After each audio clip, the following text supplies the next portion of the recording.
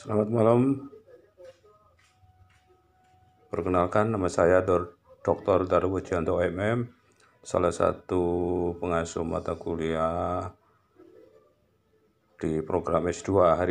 Kali ini saya akan menjelaskan tentang secara singkat hanya sebagai pengantar saja, tentu tidak akan berkuliah dengan panjang lebar. Dalam kesempatan ini saya akan bicara yang berkaitan dengan human research in a global competitive business environment.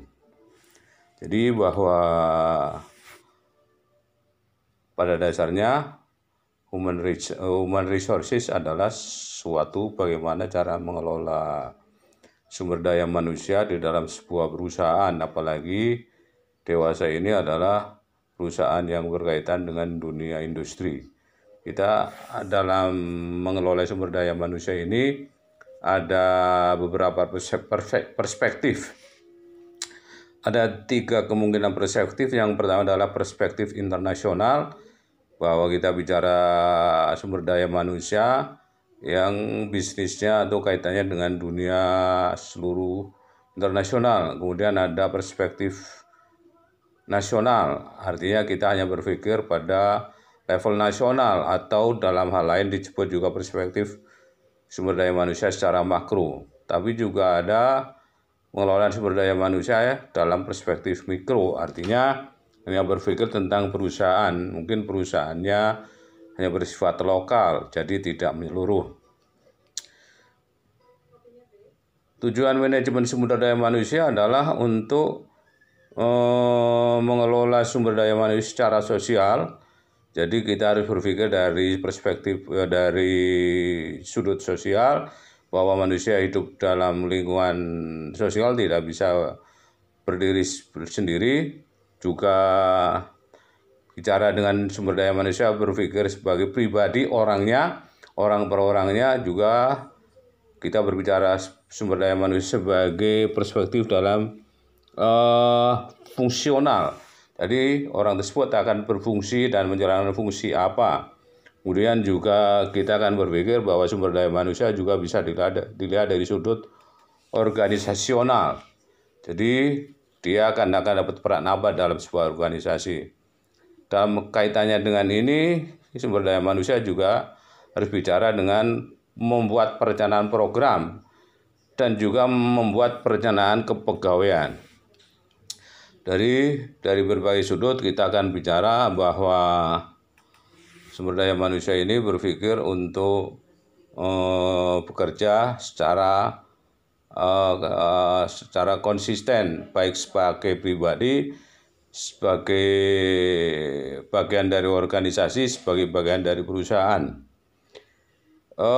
Kalau kita bekerja sebagai manajer atau orang yang bekerja di bidang sumber daya manusia, maka kita harus melakukan analisis tentang berapa jumlah tenaga kerja yang dibutuhkan dalam perusahaan yang kita kelola. Di samping itu juga kita harus berpikir dengan komposisi tenaga kerja yang diperlukan, keahliannya apa dan berapa jumlahnya. Di samping juga kita harus berpikir tentang kualitas atau skill atau pengetahuan yang dikuasai oleh manusia-manusia yang akan kita pekerjakan.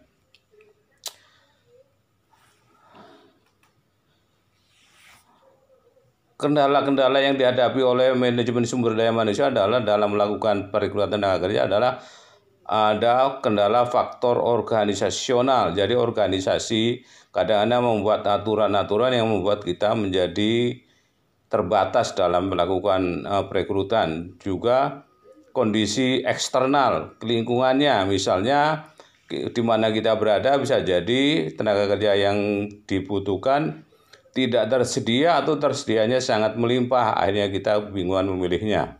Kemudian juga kebiasaan-kebiasaan yang biasa dilakukan oleh para pencari kerja. Pencari kerja biasanya misalkan adalah menginginkan gaji tinggi tapi tidak berpikir dengan skill atau kemampuan yang dimilikinya.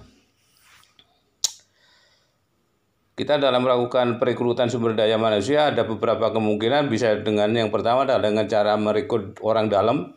dari internal perusahaan, atau juga kita bisa menginventarisir pegawai atau tenaga kerja pegawai-pegawai yang sudah lama untuk kita promosikan atau untuk kita alihkan ke hal-hal yang baru. Kemudian kita bisa juga mencari tenaga kerja dari sumber-sumber tenaga kerja, misalnya dari perusahaan-perusahaan pesaing atau dari usaha-usaha pesaing, sehingga kita akan mendapatkan pasokan tenaga kerja yang sudah punya skill cukup. Di samping itu juga kita akan bisa merekrut tenaga kerja dengan dari pelamar biasanya banyak. Di samping itu kita harus berpikir juga tentang tahapan karir dan jangka waktu karir dan jalur-jalur karir.